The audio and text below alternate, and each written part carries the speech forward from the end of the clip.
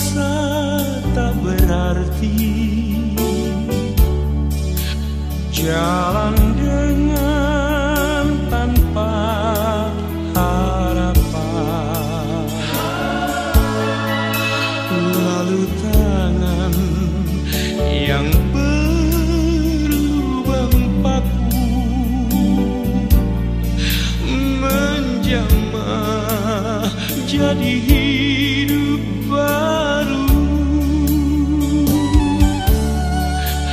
dan kayu yang kasar mengubahkan jalan hidup yang penuh kegagalan. Ku puji Dia selama-lamanya,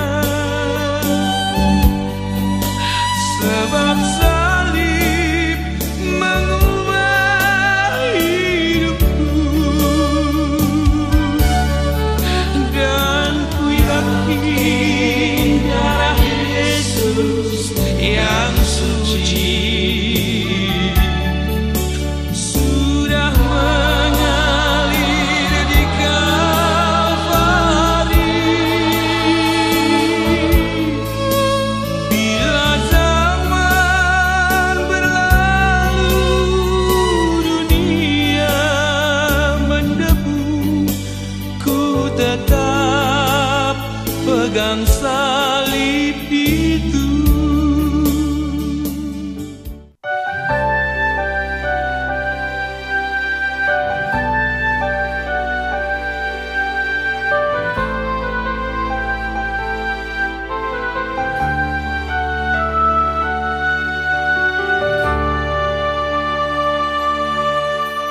Takkan ragu ku berjalan di dalam lembah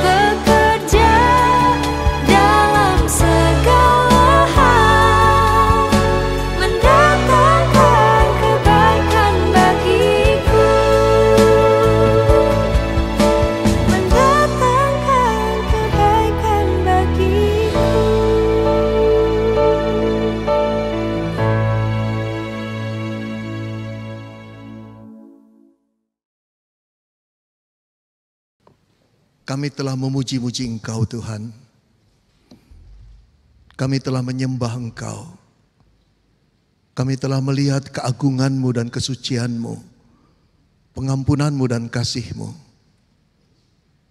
Kami yang dikasihi terus-menerus bersyukur kepada Tuhan bahwa kami diangkat menjadi anak-Mu atas penebusan darah Kristus yang tercurah di kayu salib buat kami yang tidak layak.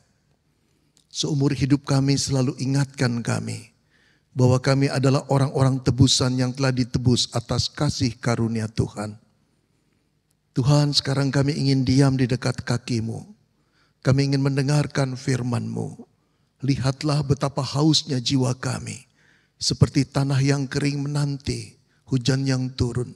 Seperti rusa yang merindukan sungai yang berair. Demikianlah jiwa kami. Bapa dalam surga, berfirmanlah. Dan biarlah Roh Kudus-Mu bekerja. Memberikan kami telinga dan hati yang lembut untuk memahami firman-Mu. Dan kami mau melakukannya. Kami mohon belas kasihan Roh Kudus. Kami juga berdoa bagi hamba-Mu yang menyampaikan firman-Mu di tengah-tengah kelemahan dan kekurangannya. Urapi dia dengan kuasa Roh Kudus-Mu. Sehingga apa yang dia katakan seturut dengan firman-Mu. Sehingga apa yang kami dengar mengubah kehidupan kami. Bapa dalam surga, berfirmanlah karena kami telah siap untuk mendengar. Dalam nama Tuhan Yesus kami berdoa. Amin. Saudara, Bapak Ibu yang dikasihi Tuhan, Shalom. Saya bersyukur kepada Tuhan kalau pagi ini boleh diundang Tuhan berbakti bersama-sama dengan saudara di gereja GKY PIK ini. Bersyukur pada Tuhan. Saya nggak terlalu ingat kapan saya terakhir melayani di gereja ini. Mungkin ada 5 atau 7 tahun yang lampau. Tapi syukur kepada Tuhan kita boleh bertemu lagi. Nah saudara, saya ingin mengajak saudara untuk membuka Kejadian 1 ayat 27. Kalau tidak, saudara nggak buka, lihat saja di proyektor ya, LED. Ini dia, saya akan bacakan bagi kita sekalian. Kejadian 1 ayat 27 demikianlah firman Tuhan. Maka Allah menciptakan manusia itu menurut gambarnya. Menurut gambar Allah diciptakannya dia. Laki-laki dan perempuan diciptakannya mereka. Saudara, ini ayat penciptaan. Saudara, bila saudara memperhatikan kehidupan atau perilaku masyarakat kita, maka saya rasa saudara akan muncul perasaan prihatin tentang perilaku yang diperbuat oleh masyarakat kita belakangan ini. Tapi juga sebetulnya terjadi di belahan dunia lainnya. Manusia semakin maju, tapi perilakunya tidak seturut. Tidak berbanding lurus dengan kemajuan teknologi, kepintaran otaknya, dan ketinggian pendidikannya. Saya mau kisahkan saudara satu kisah yang saya alami. Ketika saya menanti di sebuah bandara, saya kehabisan air saudara di botol mineral saya. Kebetulan saya lihat ada box air mineral, free. Tentu saja saya ke sana. Tetapi sampai di sana saya mengalami kesulitan. Karena di depannya itu saudara ada tas-tas yang banyak. Terpaksa saya minggir karena itulah ruang yang ada satu-satunya yang memungkinkan saya mengambil air. Saudara bisa bayangkan sulit sekali bukan? Saya jadi berpikir begini, ini tasnya siapa ya? Kenapa orang nggak mikir kalau tas ditaruh di sini orang sulit ngambil? Lalu saya menengok, ini tas kumpulan orang calon penumpang. Kloteran pasti saudara-saudara banyak sekali bukan? Bajunya seragam. Saya tertarik lalu saya mengambil foto. Waktu saya foto seorang ibu matanya melotot kepada saya. Saya tahu dia tidak senang sama saya. Tapi dia tidak tahu saya juga tidak senang sama dia. Saudara-saudara, pantas dong kalau saya tulis EGP. Buat saya disulitkan, tapi buat orang itu emangnya gue pikirin. Itu urusan lo, gue mau taruh sini emang kenapa? Gak ada urusannya kan? Begitu kira-kira dialognya kalau diterjemahkan oleh pemerintah-pemerintah udara. Nah saudara yang dikasih Tuhan, itulah yang terjadi dalam masyarakat kita, bukan? Emangnya gue pikirin. Lalu kalau saudara sering terbang, hal seperti ini sudah biasa. Saya mau memperlihatkan kepada saudara ya. Ini saya ambil sendiri juga. Oke, minta tolong diputarkan ya. Saya duduk di shuttle bus yang mengantar dari bandara ke pesawat. Tempat bangku ini paling belakang, kosong saudara. Kosong. Jalur ke sana juga kosong bukan? Tapi lihatlah turun sebentar ke bawah. Padat di bawah di tengah itu. Dan saudara tahu sebelum bis ini berangkat, ada banyak penumpang lain yang gak kebagian. Saya berpikir andai kata orang-orang yang di tengah itu mau naik sedikit, mau susah sedikit, duduklah di paling belakang. Barangkali kalau saya berkata, Pak naik aja ke belakang. Kamu gak tahu saya bawa koper. Gitu. Atau dia berkata, gua kan lebih dulu. Ngapain gue pikirin orang? Ini urusan gue. Sama-sama bayar kok. Jawabnya seperti itu saudara ya. Ini yang terjadi di masyarakat kita. Waktu saya ngomong gini saudara berpikir, gue juga gitu kok. Ini pendeta nyindir-nyindir terus. Enggak nyindir-nyindir terus. Saya sedang berkata terus terang sama saudara. Oke, lihat lagi ya. Nah, saudara kalau ini di lift. Lift kalau nunggu lama yang nunggu kan bertumpuk-tumpuk di depan. Begitu pintu dibuka, berebutan masuk. Kadang-kadang saya berpikir ya saudara dengan pikiran yang logik. Pakai akal sehat kenapa sih? Lu nyeruduk masuk ke dalam, gimana orang di dalam keluar? Dia itu bukan benda gas yang menyublim bisa keluar sendiri. Dia butuh ruang, dia butuh space. Kasih dulu keluar, baru kita masuk. Betul gak? Tapi heran. Ketika orang sudah di depan lift mau berebutan. Gak peduli. Aduh Pak, ini gue banget. Memang lu. Ini. Aduh saudara ini pembagian sembako yang terus berjejal-jejal. Sampai gak kasihan sama anak. Saya gak tahu wanita dan anak-anak berapa yang tergencet. Tapi ada satu orang anak yang saya dapati di Google di pakai alur LRT. Saudara ini kebuasan yang biadab sekali. Mungkin memang supir Gojeknya salah. Tapi apakah layak seperti itu? Kayak punya hiburan, kayak punya buruan, kayak punya pelampiasan. Ayo matiin aja. Kalau ini pembela kebenaran. Tapi saudara bingung kan yang bela kebenaran yang mana? TNI-nya atau pendemonya saudara? Betul gak sih itu pendemo lagi bela kebenaran atau bela nasi bungkus? Kita juga gak tahu saudara. Nah saudara luar biasa sekali. Kalau yang ini udah biasa ya. Ini saya ambilin pelan-pelan satu-satu. Lalu saya kasih sekotor apapun kamu. Jangan lupa tersenyum. Karena tersenyum adalah ibadah. Heran ya suka gini-gini. Koruptor, maling, nyolong uang rakyat, uang negara, ketemu keluar begini-gini dari kantor KPK. Mentang-mentang pakai jas baru. Saudara-saudara yang dikasih Tuhan kok gak malu ya? Apa yang terjadi dengan masyarakat kita?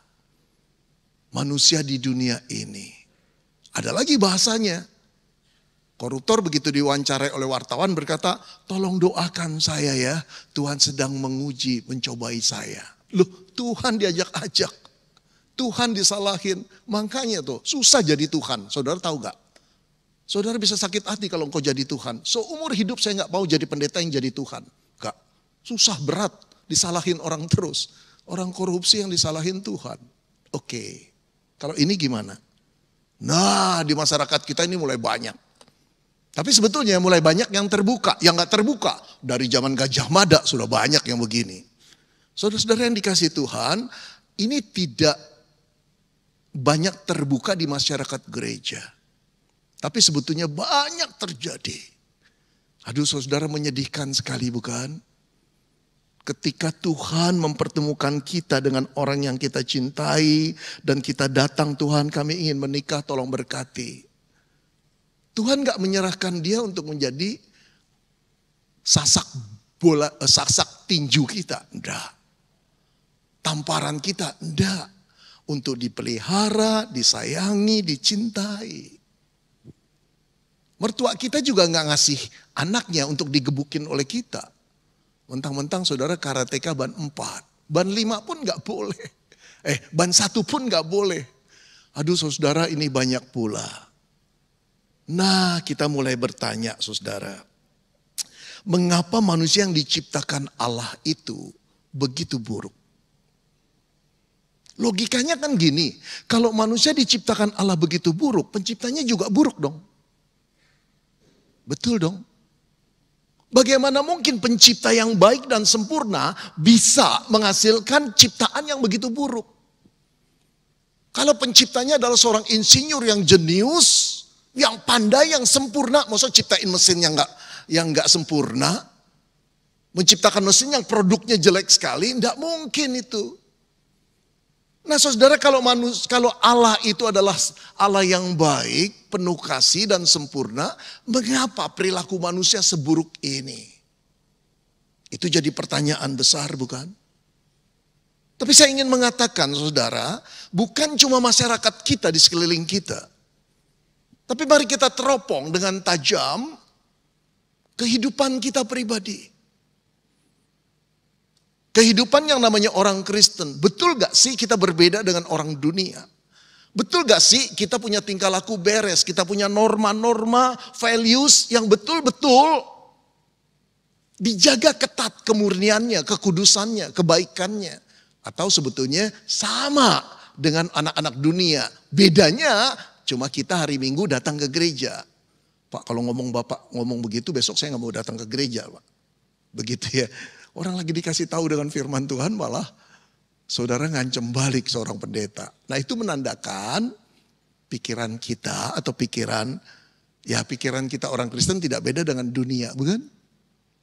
Saudara-saudara yang dikasih Tuhan, kenapa sih kita orang Kristen sama arogannya dengan orang dunia? Sama sombongnya. Sama kebanggaannya dengan orang dunia. Perlu nunjukin kita punya apa, miliki apa, berapa mobil yang kita beli, berapa miliar. Ada rasa bangga kalau ke gereja pakai beginian. Saudara, betul gak sih itu nilai-nilai yang dikehendaki oleh Yesus? Oleh Allah pencipta kita?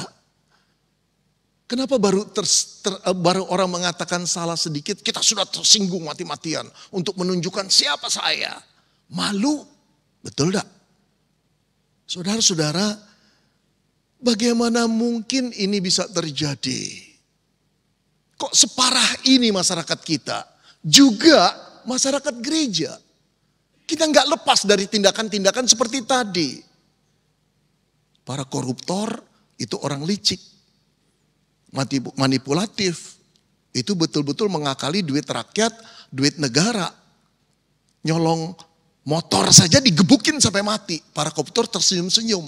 Bedanya ribuan kali. Tapi yang koruptor bukan masyarakat dunia saja. Yang namanya Ferdi Sambo, saudara.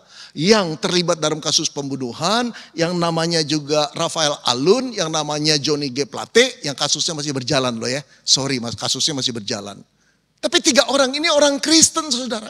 Anak Tuhan. Saya percaya pada waktu mereka muda saudara, kalau mereka benar-benar seorang Kristen yang sudah converted ya, sudah bertobat.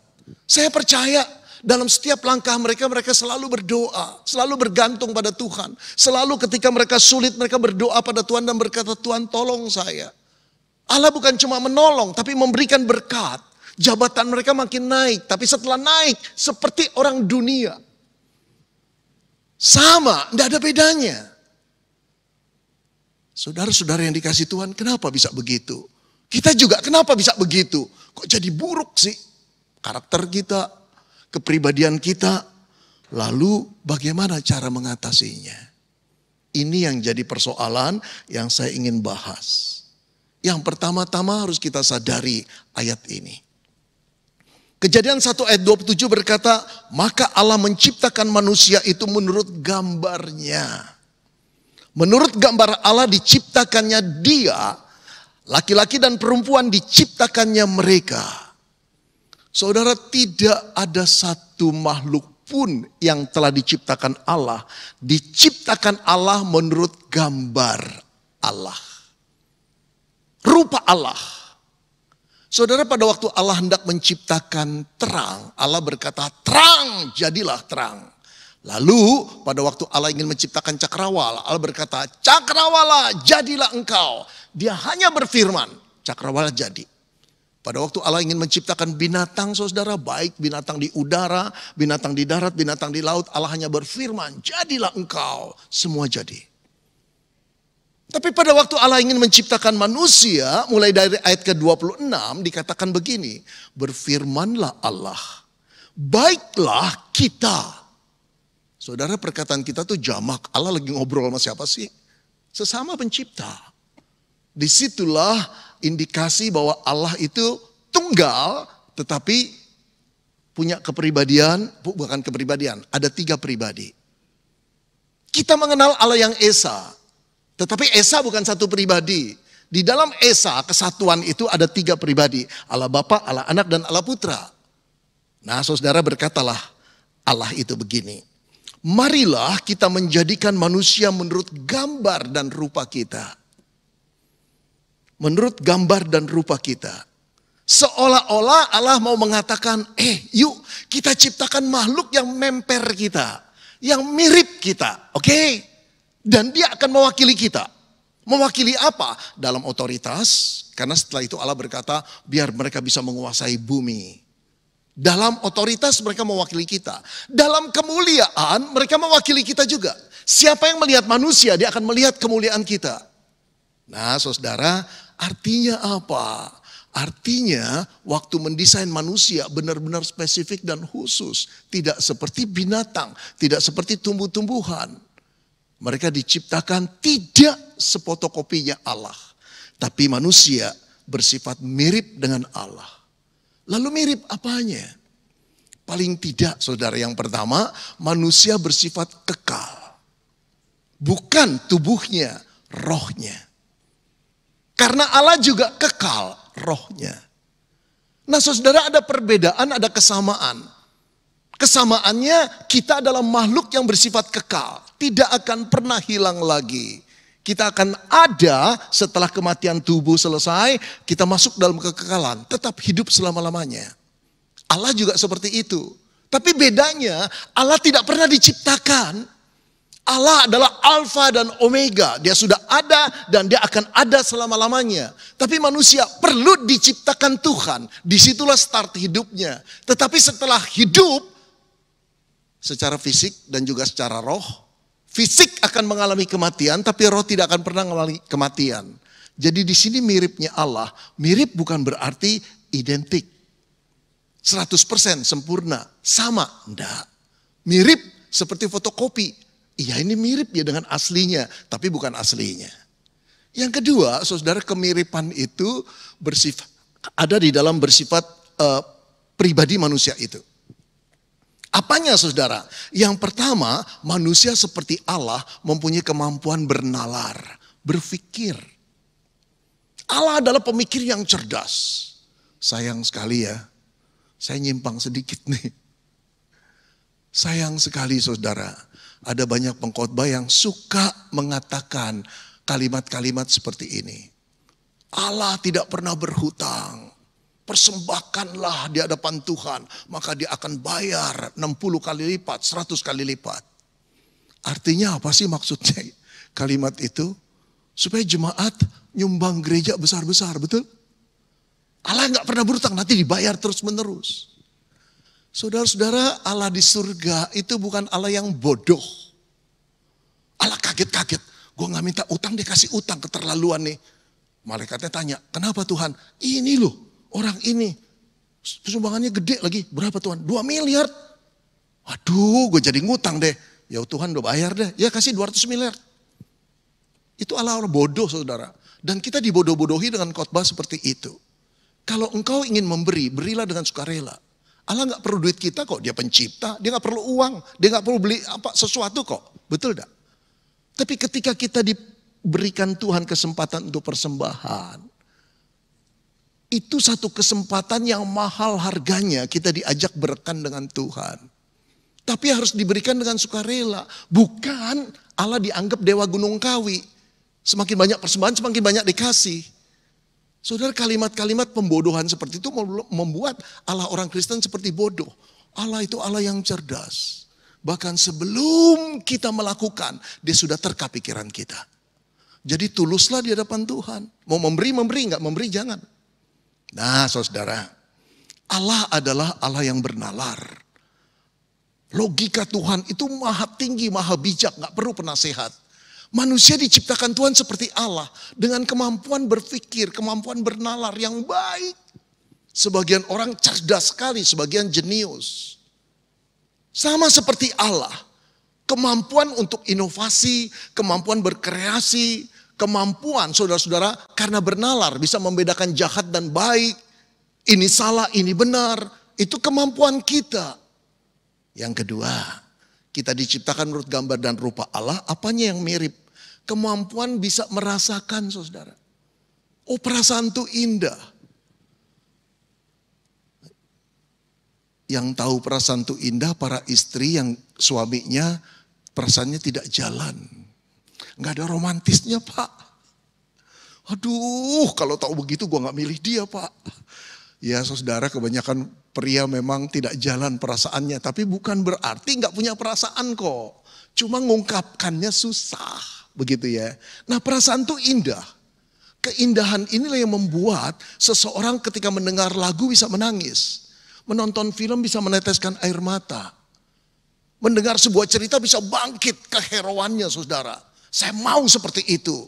Perasaan yang bermain. Perasaan itu indah. Perasaan inilah yang membuat seorang bisa lembut. Perasaan inilah yang mengundang seseorang ketika melihat orang yang menderita itu menolong. Perasaan itu indah. Saudara-saudara, hanya manusia yang bisa mengalang lagu Amazing Grace.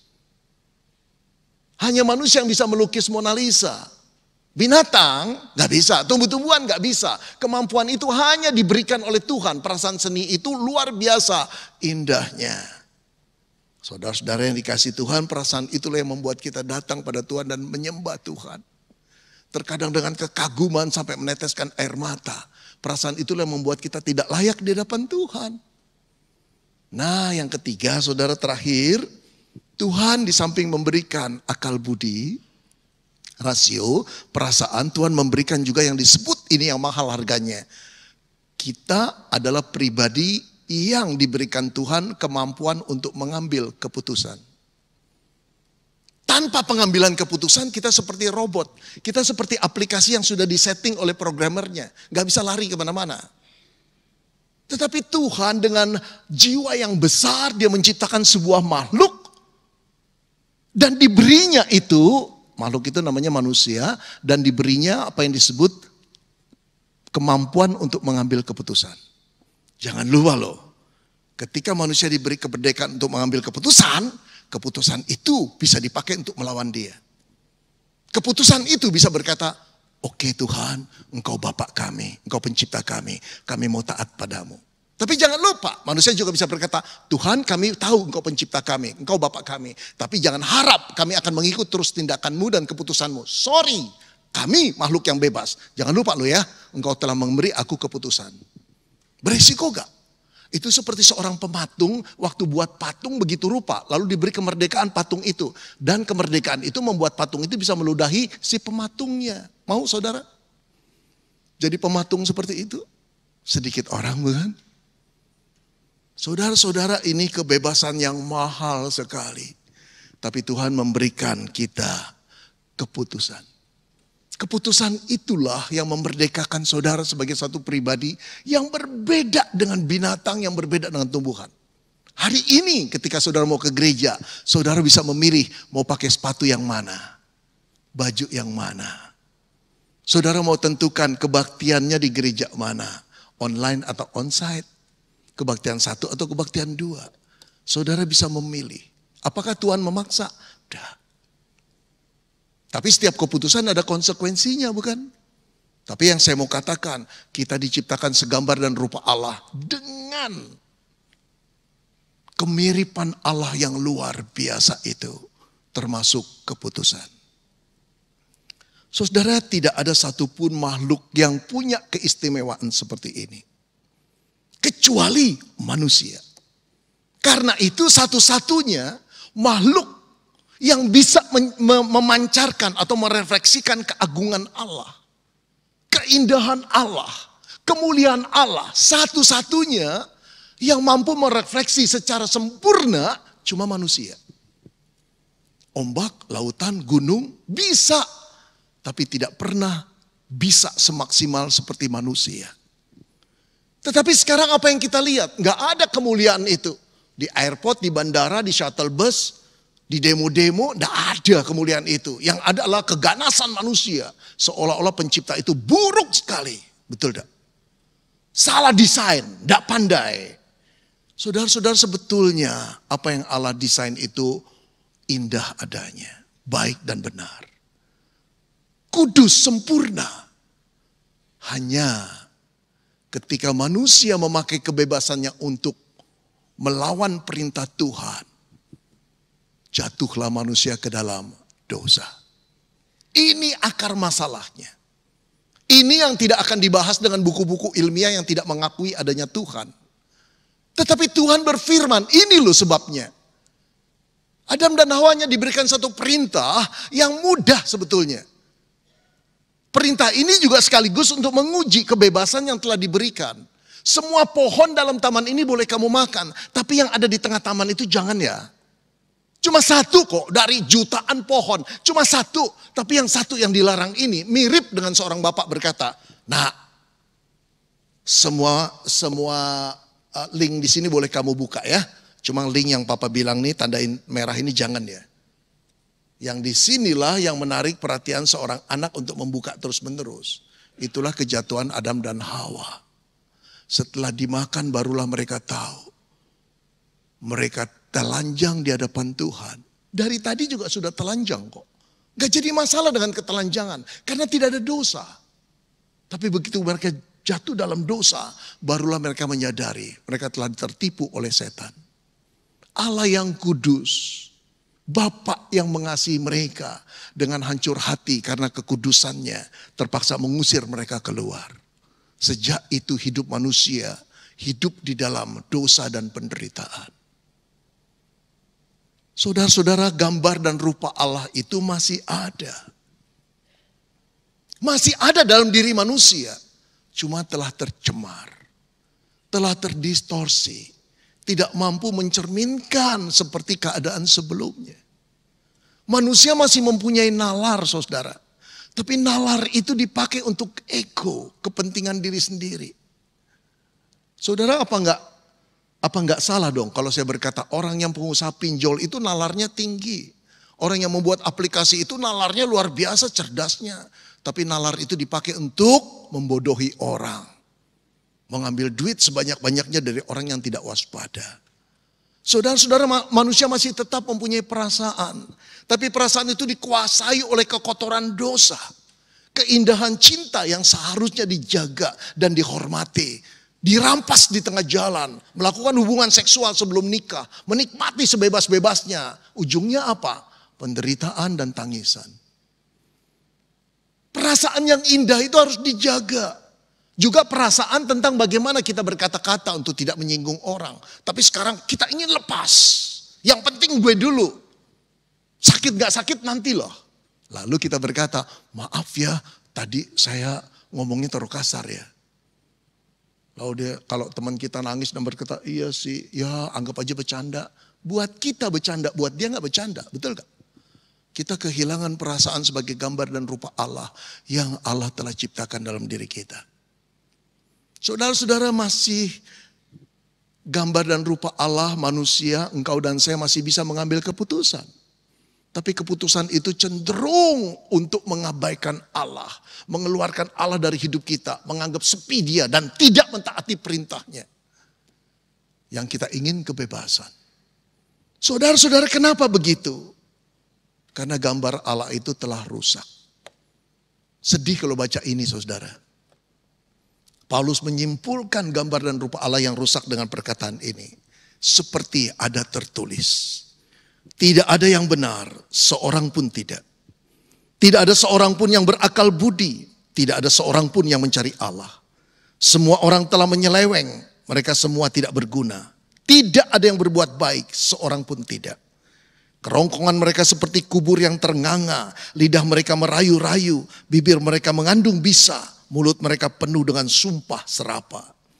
Kaki mereka cepat untuk menumpahkan darah. Keruntuhan dan kebinasaan mereka ditinggalkan di jalan mereka. Dan jalan damai tidak mereka kenal. Rasa takut kepada Allah tidak ada pada orang itu. Itulah manusia. Itulah gambar dan rupa Allah yang telah jatuh dalam dosa. Dampaknya apa saudara? Yang pertama-tama manusia tidak lagi menjadi gambar dan rupa Allah seperti semula sebelumnya. Kalau dulu gambar itu jernih sekali, tak ternoda sebelum Adam dan Hawa melakukan dosa. Gambar itu mampu mencerminkan keindahan dan keagungan kemuliaan Tuhan. Tapi setelah jatuh dalam dosa, gambar itu mulai terkoyak-koyak. Masih ada sebagian. Bukan rusak sama sekali hilang, hancur berantakan. Masih ada. Ketika saudara melihat orang-orang besar, masih kelihatan keagungan manusia. Di Mahatma Gandhi, saya boleh berkata di Pak Jokowi, kadang-kadang mengagumkan saudara. Kok bisa begitu ya? Itu gambar Allah sebetulnya. Yang indah. Masih ada itu. Pada diri saudara juga masih ada. Ketika saudara berbelas kasihan, ketika saudara menolong orang yang kesusahan, ketika saudara membela teman yang disudutkan karena fitnah, masih ada gambar itu. Tapi seringkali gambar itu tidak mencerminkan seperti yang sebelumnya yang ori. Dampak yang kedua saudara, manusia tidak lagi menyadari sepenuhnya kemiripannya dengan Allah. Ini yang sering hilang. Saudara sering dengar istilah coram deo. Satu istilah yang bagus. Artinya Allah ada. Melihat kita. Di sekitar kita. Bersama dengan kita. Kesadaran itulah yang membuat kita takut akan Tuhan. Menghormati Tuhan dan mengasihi Tuhan. Kesadaran itulah yang membuat kita enggan berbuat dosa, bahkan berpikir yang tidak-tidak. Nah saudara, saya ingin mengatakan kesadaran yang sama. Kalau saudara dan saya terus-menerus hidup dengan kesadaran bahwa engkau adalah gambar Allah, yang sebetulnya harus merefleksikan keagungan dan kasih Allah dan kemuliaannya, maka tindakan engkau dan saya akan terjaga dengan baik. Tapi celakanya setelah Adam dan Hawa jatuh dalam dosa, kesadaran bahwa kita adalah gambar Allah yang mirip Allah itu telah terdistorsi. Kebanyakan kita tidak mencerminkan kemuliaan Allah, tapi kesombongan diri, kehebatan diri, ujung-ujungnya diri, bukan Allah. Padahal manusia diciptakan Allah untuk apa? Kemuliaan beliau. Kemuliaan beliau. Saudara, saya paling risih ya, kalau kenalan sama orang baru ngomong 5 menit, 10 menit cerita orang hebat. Pak Beni tahu gak bupati itu? Saya kenal, wali kota itu kenal. Pak Beni tahu gak orang terkaya di kota ini? Itu teman baik saya dari SD. Capek deh gue. Kenapa sih kamu mau menunjukkan kehebatanmu di depan saya perlu cerita-cerita soal itu? Saya lebih kagum dengan orang yang apa saudara? Orang yang apa adanya. Orang yang simple. Orang yang sederhana. Padahal pinternya luar biasa. Saya baru ketemu dengan istri saya kemarin. Di sebuah kota di Jawa Timur. Saya datang ke sana sama istri saya ngobrol. Belakangan saya baru tahu diceritakan oleh temannya lagi. Bapak itu waktu saya datang pakai celana pendek saja dengan istrinya. Ngomong-ngomong, Cik gimana? Kok gimana? Dokter. Pensiunan dokter, terpaksa pensiun setelah 23 tahun melayani karena harus merawat papanya. Yang ini lulusan Parahyangan, pengusaha. Nampaknya sederhana kalau datang kalau datang ke tempat usahanya, saudara cuma naik sepeda. Cuma 700 meter Pak Beni, sekalian sport, bagus juga. Tapi yang mengejutkan, temannya bilang, Pak Beni tahu ada 46 anak asuh yang dibiayai oleh dia. Dia akan marah dengan pekerjanya kalau anak-anak mereka tidak bisa sekolah. 46. Karyawan-karyawannya sampai berkata, kami mempunyai bapak. Bukan cuma kami, anak-anak kami punya bapak. Dia orang Kristen yang perhatian. Saudara lihat, ada gambar Allah yang bisa merefleksikan kemuliaan Allah. Itulah sifat Bapa yang tidak membedakan kasih pada setiap orang. Yang hatinya penuh dengan kasih dan kepedulian. Masih ada. Tapi seringkali kita lupa, engkau dan saya gambar Allah. Ayo anak muda, ketika engkau pacaran, ketika engkau berada di tempat yang sepi, ketika orang tuamu sudah tidur, ketika itu engkau bebas, engkau adalah gambar Allah. Oke, ingat itu? Ketika engkau punya kesempatan untuk melakukan manipulasi atau korupsi, ingat engkau gambar Allah. Saya pernah bekerja 8 tahun, saudara. Bagian saya accounting dan finance. Saudara, satu kali saya memeriksa, waktu saya muda ya, memeriksa, kelebihan bayar nih bagian finance. 5 juta, hampir 40 tahun yang lampau, saudara, itu duit gede. Saya mau merit, gaji saya 200.000. Waduh, merit itu perlu 3 juta, saudara, saat itu. Ini ada 5 juta. Saya teleponin langsung, Pak, bagian keuangannya. Kamu terima pembayaran kami 2 kali, kok kamu terima sih? Ntar Pak Beni cek dulu. Oh iya ya. Lalu dia bertanya, ya dah saya kembalikan. Ceknya atas nama siapa ya Pak ya? Wow, ceknya atas nama siapa? Ya Beni Solehin dong. Asik kan? Atau kosongin saja. Asik kan? Di-delete, hilang. Aduh saudara, tapi saya ingat saya ini orang Kristen. Walaupun dulu pemahamannya, kamu gambar dan rupa Allah, belum sampai ke sana. Tapi saya berpikir lalu berkata dengan tegas, tulis atas nama perusahaan Pak, balikin lagi. Ya. Bersyukur pada Tuhan. Saudara, kalau engkau tetap mengingat bahwa engkau adalah gambar dan rupa Allah yang harus mencerminkan kemuliaan Tuhan berbeda. Saya pengen cerita ini deh. Satu kali istri saya berkata gini, Ben, besok jangan pergi ya. Jangan ada acara. Kenapa? Kita mau makan sama ibu. Ibu itu pembantu kami yang sudah tua. Oke, ada apa sih? Ibu ulang tahun. Pembantu ulang tahun, nyonyanya yang ngerayain. Ya udah, pergi makan bertiga. Habis pergi makan bertiga, pembantunya sebelum makan begini. Bapak, Ibu, saya mau ngomong ya. Saya terima kasih sangat, matur nuwun sangat boleh kerja sama Bapak Ibu. Saya gak pernah dirayain dari kecil ulang tahunnya. Sekarang saya dirayain, dia sembari nangis. Ulang tahunnya 1 Januari. Sebetulnya saudara tahu gak? 1 Januari juga dikasih tahu Pak RT. Karena ketika ditanya, ibu ulang tahunnya kapan? Lahirnya? Gak tahu, udah 1 Januari aja ya. Kasihan ya saudara ya. Ya udah kita rayain 1 Januari. Nah saudara yang dikasih Tuhan, dia berkata satu hal. Saya sudah banyak bekerja di mana-mana. Tapi kalau saya bekerja di orang Kristen, bedo Pak. Bedo Bu. Beda. Tidak sama. Karena itu saya mau kerjanya cuma sama orang Kristen. Saudara, kenapa orang Kristen dirasakan berbeda? Karena engkau dan saya adalah orang-orang tebusan.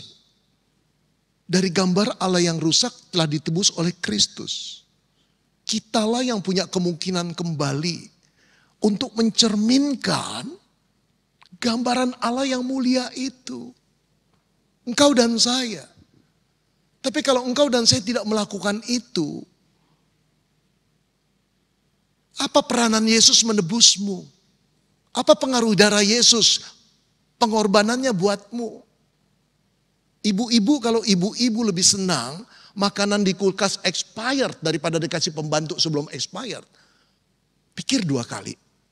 Apakah itu tindakan yang baik atau buruk? Apalagi lebih buruk lagi udah tahu expired, dikasih pembantu. Itu tindakan yang kejam. Yang lebih bagus adalah ketika beli makanan mikir pembantu-pembantu kita. Ya ini buat si Mbak ya.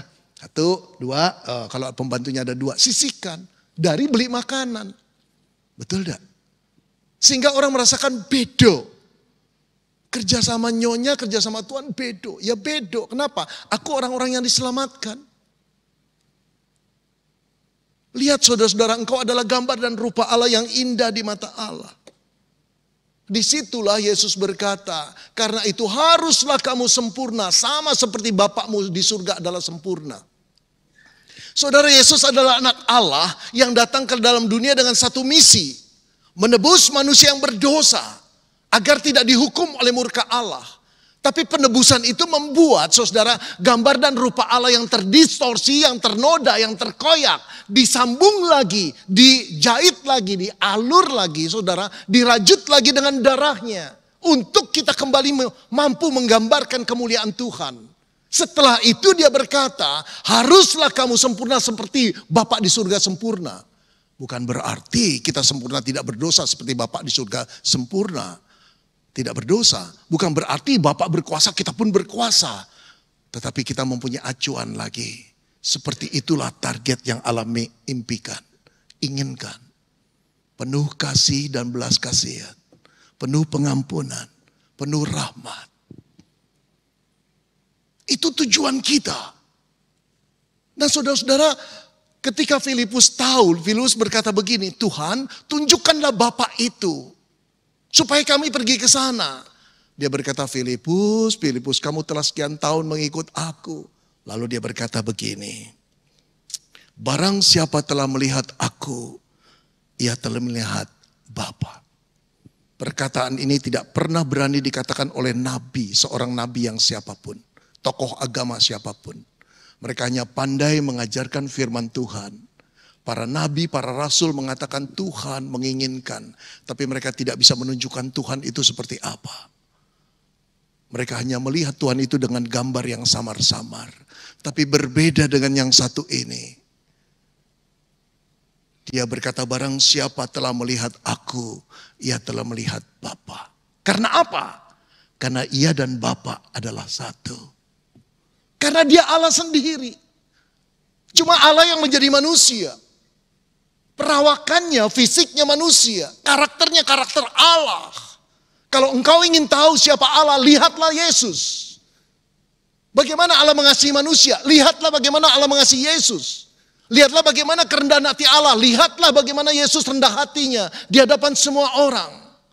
Bagaimana Allah mengampuni orang, lihatlah Yesus bagaimana dia mengampuni orang yang telah menyiksa dia, melukai hati dia.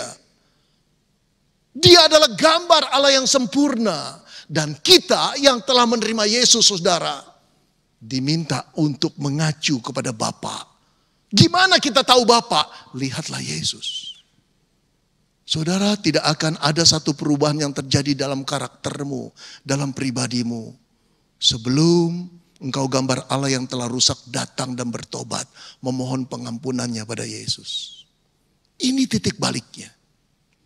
Saya orang rusak, saya orang bejat, saya putus sekolah di SMP, di SMA kelas 1. Di SMAK 3 sekolah saya. Di 1 bulan pertama saya berhenti sekolah. Karena dikeluarkan. Terima rapot. 2 birunya. Kepala sekolah berkata, keluar Benny, gak bakal naik. Pendeta berkata, wah, Bapak minta keluar saja Ben, gak bakal naik. Oke.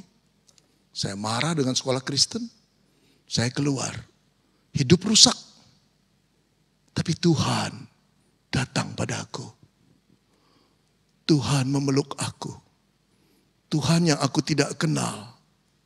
Berkata, aku mengasihimu Benny. Aku telah mati untukmu. Saya menjerit dan berkata dalam hati, aku sampah Tuhan. Tapi darahku bisa menyucikan sampah seperti apapun. Saya tidak pernah tahu kemudian saya akan sekolah lagi. Saya akan tamat S1. Saya akan bekerja 8 tahun. Saya akan menjadi hamba Tuhan. Saya tidak pernah berpikir seperti itu. Ketika saya berkata hidupku sudah habis, Allah masih merajut rancangannya dalam hidupku.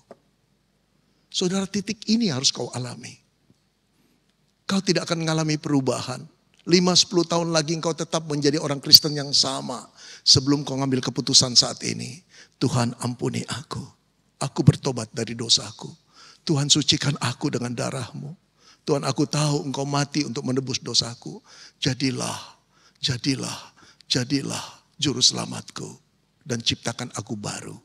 Pada waktu saudara diciptakan baru, gambar dan rupa Allah itu direnovasi oleh Tuhan. Disitulah kemuliaan Kristus akan terpancar dari hidup. Teman-teman kecil saya barangkali berkata, heran kamu bisa seperti ini Ben. Aku jajah heran. Siapa yang ngerubah Ben? Tanya Tuhan Yesus. Saudara-saudara, Allah menginginkan engkau dan saya menjadi gambar dan rupa Allah yang mencerminkan sifat-sifat Allah, kemuliaan Tuhan. Bagi engkau yang belum menerima Yesus, ini saatnya. Bagi engkau yang telah diperbaharui, jangan remehkan, jangan anggap sepi penebusan itu. Engkau diberikan potensi untuk mencerminkan karakter Kristus itu. Serupa dengan Dia, kejar itu.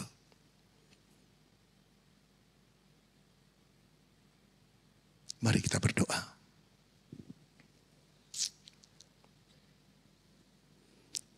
Saudara, maukah engkau di saat seperti ini?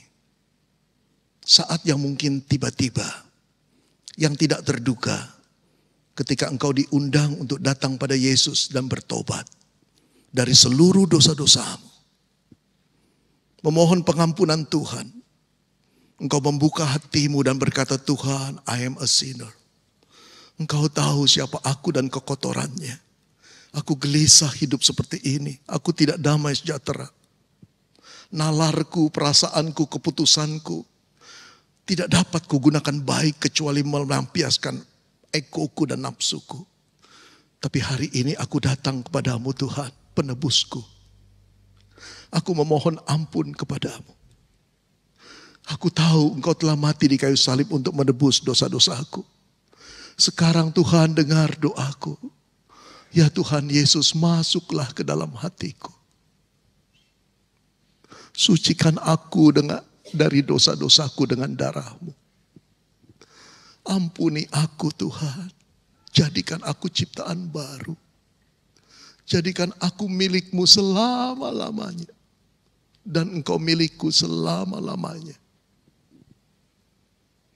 Agar gambar dan rupa Allah di dalam diriku kembali dalam wujud nyatanya. Yang mampu mencerminkan kemuliaan-Mu. Saudara, siapa di antara saudara yang ingin bertobat dan berdoa seperti itu, silakan ambil waktu buat berdoa kepada Tuhan. Kau tidak perlu mengangkat tangan, tapi angkat hatimu, angkat dosamu, bawa di kaki Yesus. Serahkan itu dan katakan, ampuni aku Tuhan. Maka pengampunan itu akan datang padamu. Dan kau akan diciptakan baru.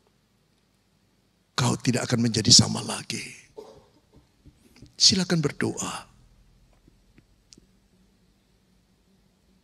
Saudara, bagi saudara yang pernah dilahirkan kembali, bertobat dengan sungguh-sungguh. Tapi hidup saudara sekarang tidak mencerminkan keagungan Tuhan. Gambar itu rusak lagi. Maukah engkau datang pada Tuhan dan berkata, Tuhan, kuduskan aku lagi. Sadarkan aku Tuhan bahwa aku adalah gambar dan rupa-Mu. Dimanapun aku berada, apapun yang aku putuskan, aku pikirkan, aku rasakan. Biarlah aku sadar bahwa aku adalah gambar dan rupa-Mu. Yang harus mencerminkan keindahan kemuliaan-Mu.